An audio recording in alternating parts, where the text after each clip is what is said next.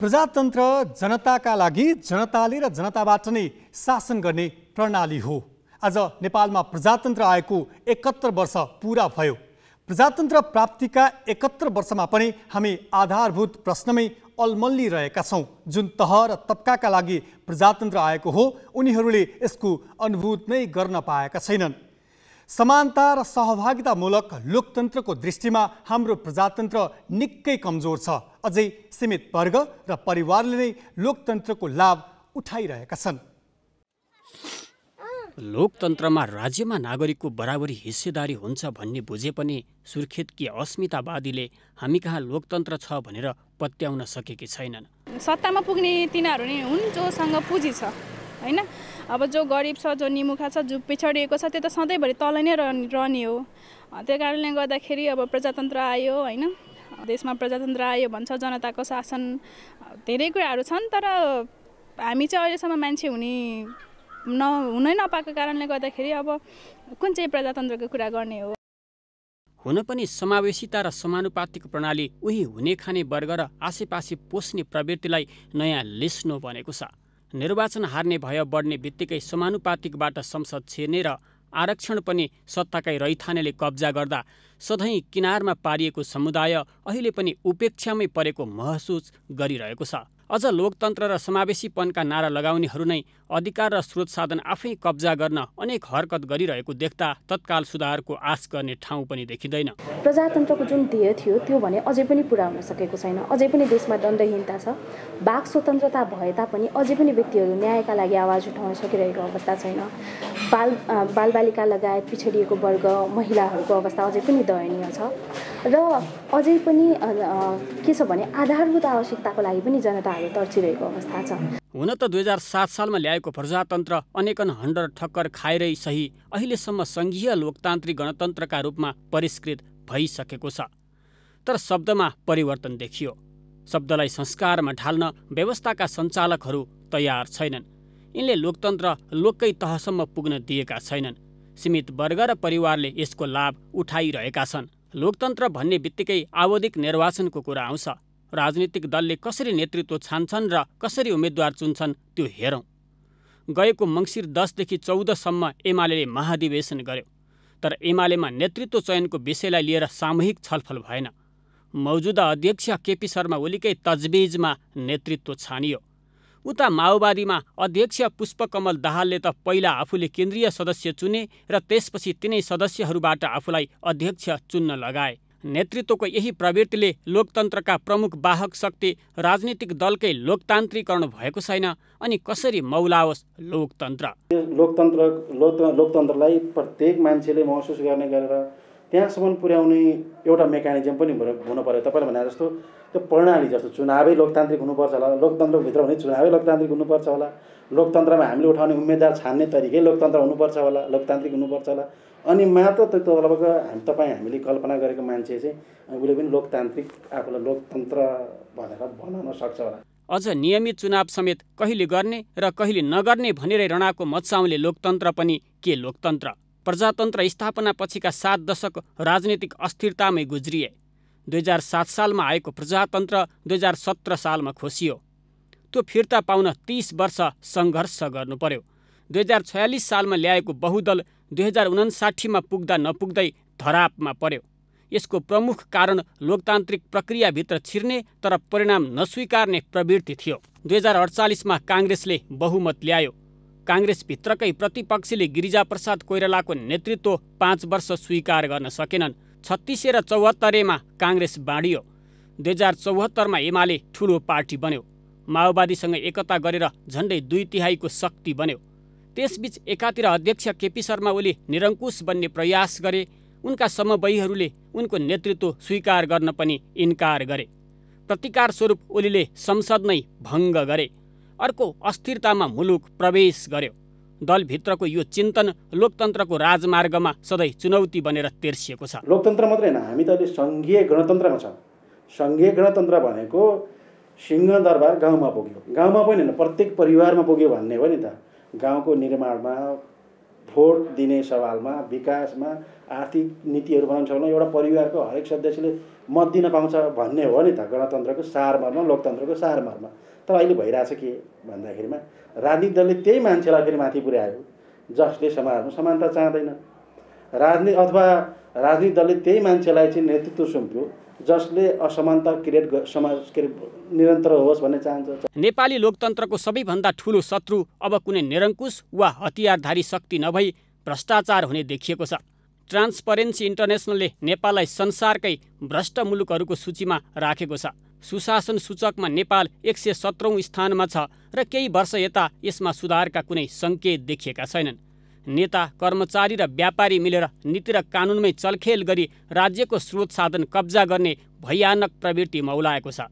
राज्यका एउटा अङ्गमा विचलन हुँदा अर्कोले नियन्त्रण र सन्तुलन कायम गर्नुपर्ने हो। तर यहाँ तिनै अङ्गहरूबीच अनैतिक मिलीभगत र लेनदेनका निकै अश्लील दृश्य छताछुल्ल भएका छन्। प्रधानमन्त्रीसँग प्रधान न्यायाधीशले गरेका सौदाबाजी र लेनदेनका विवरण अनि भएको संसदले एउटा विधेयकमा छलफलसम्म गर्न नसक्ने अवस्थाले कतै यो व्यवस्था पनि जीर्ण भइसकेको त होइन भनेर चिन्ता गर्नु परेको छ। हामी प्रजातन्त्र प्राप्तिको 71औं वर्षमा छौँ। 71 वर्षको यो अवधिमा प्रजातन्त्र लोकतन्त्र हुँदै गणतन्त्रको रूपमा बदलियो, विडम्बना संस्कारको रूपमा बदलिन सकेन। क्यामेरामा सञ्जय घिमिरे र योगेश लामाका साथ अक्षर काका, ग्यालेक्सी फोके, काठमाडौँ।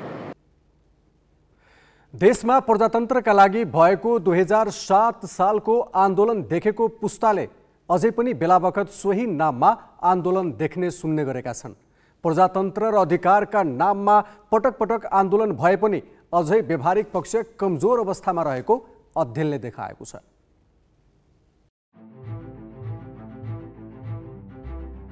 इकोनोमिस्ट इन्टेलिजेन्स नामक अन्तर्राष्ट्रिय संस्थाले हालै विश्वभरका 167 देशमा गरेको प्रजातन्त्रको अवस्थाबारे अध्ययन हेरौँ।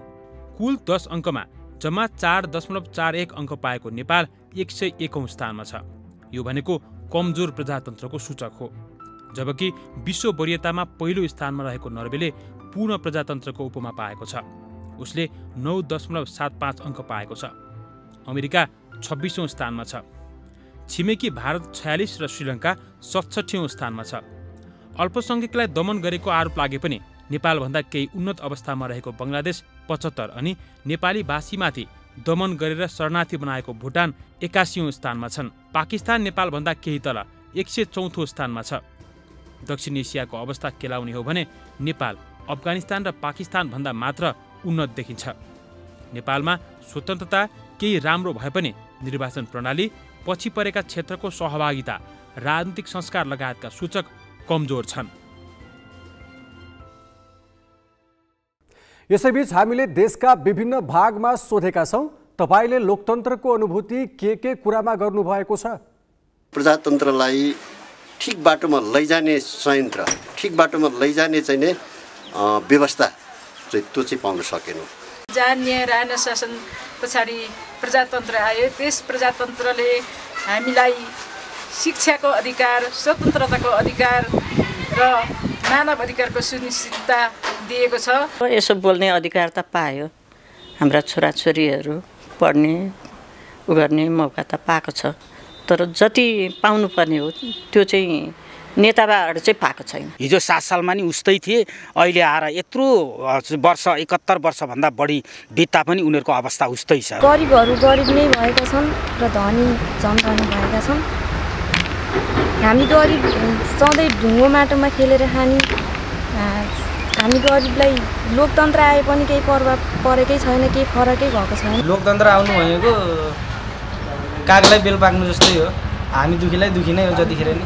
प्रजातन्त्रको कुनै पनि अर्थ भएन, किन भनेपछि अहिले त्यो जनताहरूले आफ्नो हक अधिकार खोजिरहन्, तर त्यो कुनै पनि लागु भएको छैन। भोट माग्न आउने बेला हामी यहाँ गर्छौँ त्यहाँ गर्छौँ, तपाईँहरूको यस्तो सुविधा देख्छौँ, पानीका धारा बाटा तौँदो सब गर्छौँ भन्छन् कि जसलाई दिए नि भोट त दिनु पऱ्यो। भोट लिएर गयो भने फेरि यतातिर फर्किँदैनन्, के सुविधा छ त अहिले? जातीय पनि भित्रभित्र जातीय भन्दैछन्, भन्दा पनि अब छुवाछुत हुँदैछ, त्यो पनि अन्त भयो राम्ररी भएको छैन। बाहिरको बाहिरै छौँ हामी त भन्नु पनि भयो, भित्र त हामीलाई हुँदैन। आज प्रजातन्त्र दिवस खै हामी जस्तो गरिब दुखीको के दिनुहुन्छ सरकारले अहिलेसम्म केही पनि छैन। प्रजातन्त्र दिवस भन्छ तर तपाईँको अब प्रजातन्त्रले चाहिँ अब ल्याउँछु यो गर्छ प्रजातन्त्र गर्छु भन्छ, अब खै गर्नु सकेका छैन अहिलेसम्म। प्रजातन्त्र ढलेपछि देशले चाहिँ समृद्धि हासिल गर्छ, जनताहरू सुखी हुन्छन् भन्ने अपेक्षा हामीले गरेका थियौँ, तर अहिले त्यो अवस्था छैन। नेताहरू पो बढी धनी हुँदै गएका छन्। आफ्नो पहुँचमा भएको मान्छेहरूले पाउने र हामी अलिकति पिछडिएको वर्गहरूले चाहिँ नपाउने हुनाले चाहिँ किसानहरूले चाहिँ अहिलेसम्म कतैबाट केही पाएको महसुस मैले गरेको छैन। कुर्तीहरू अझै पनि कायम छ र जबसम्म समाजमा सबै समुदायले समानता या भातृत्व र सबैले चाहिँ के भन्छ समान अधिकार पाउँदैन तबसम्म वास्तविक रूपमा प्रजातन्त्र आएको चाहिँ सर्वसाधारण जनताले महसुस गर्न सक्दैन।